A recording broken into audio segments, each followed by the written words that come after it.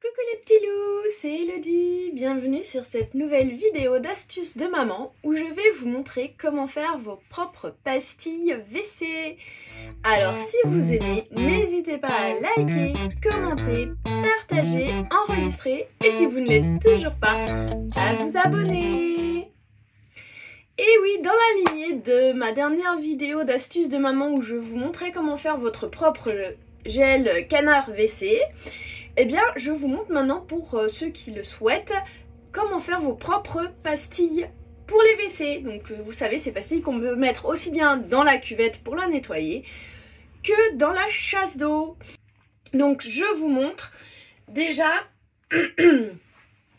on va se mettre en tenue. Allez, vous aviez bien aimé la dernière fois quand j'avais fait ma Wonder Woman. Je recommence. Attention.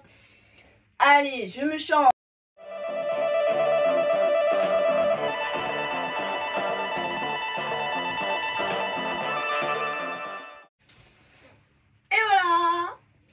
Alors, on est parti. J'ai un peu trop tourné en fait. Je vais le tourner. Alors, c'est parti. Je vais vous montrer. Alors, le matériel qu'il vous faut. Tout d'abord, moi j'ai toujours sous les mains. Un bol. Une balance.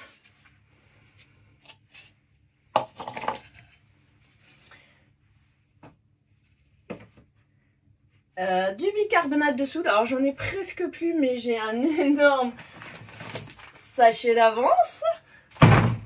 Voilà, hein, vous me connaissez, je fais toujours dans l'économie, donc j'achète en très grosse quantité. Surtout ce genre de produit, c'est beaucoup moins cher en très grosse quantité. Alors ensuite de l'acide citrique. L'acide citrique, elle se trouve ici. Mon acide citrique, pardon,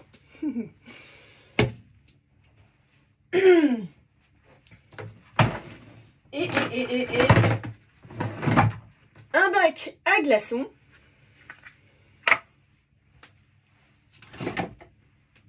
et un vaporisateur d'eau. C'est parti, je vous montre. Alors si vous voulez les parfumer, vous pouvez prendre aussi des huiles essentielles. Je vous indiquerai à quel moment vous pouvez ajouter l'huile essentielle. Moi, personnellement, je n'en mets pas. Pourquoi? Parce que j'essaie de limiter au maximum la consommation d'huile essentielle. Certes, c'est très bien pour parfumer vos produits, etc. Mais c'est très mauvais pour la santé. Et d'autant plus si vous avez des enfants en bas âge et des animaux domestiques. C'est très mauvais pour eux. Voilà. Alors, c'est parti, on allume la balance. On se munit de son bol. Pardon, excusez-moi, hein, je suis encore un peu malade. Hein, vous avez vu, hein, j'ai été très malade. Hein, j'ai refait encore une grippe. 2 semaines à 42 fièvres, clouée au lit. Je vous assure, ce n'était pas rigolo. Alors, acide citrique. On en met 40 grammes. Voilà. 40 grammes d'acide citrique. Ensuite, bicarbonate de soude, on en met 120 grammes. Alors là, je pense qu'en fait, je vais carrément prendre dans mon paquet d'avance.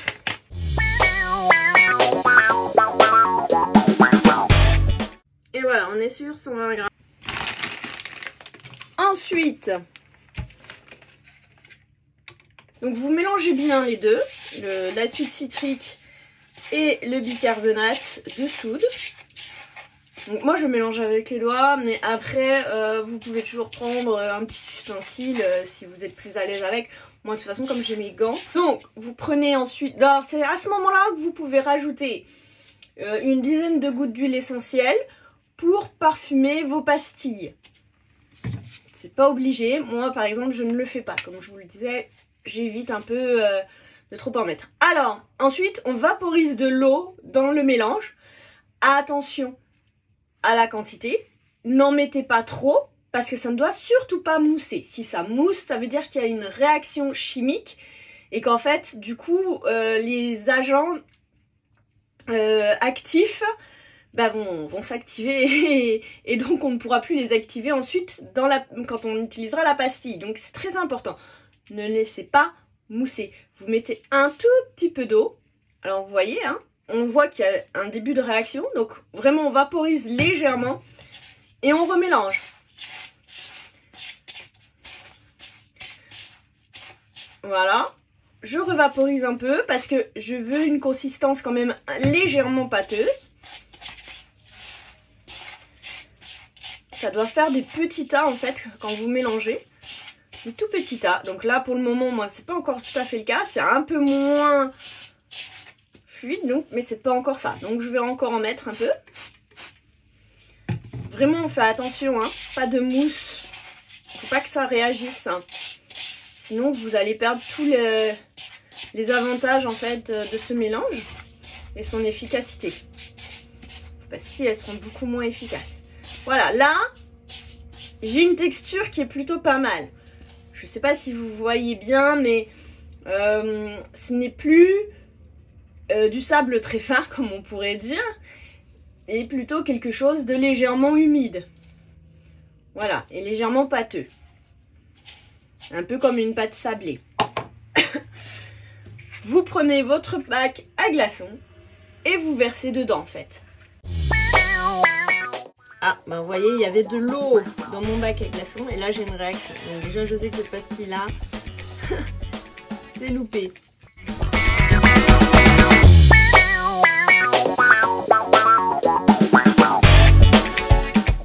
Voilà. Et donc vous allez venir tasser comme ça avec le doigt.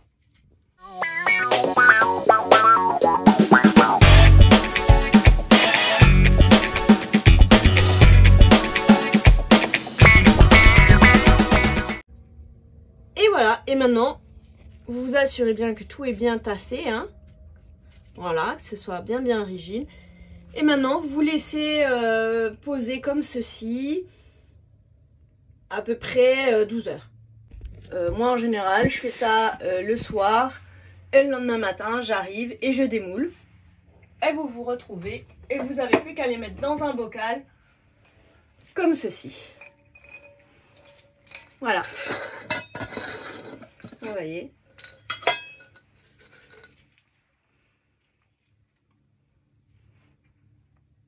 C'est aussi simple que ça. J'espère que ça vous aura plu. N'hésitez pas à liker, commenter, partager, enregistrer et si vous ne l'êtes toujours pas, à vous abonner.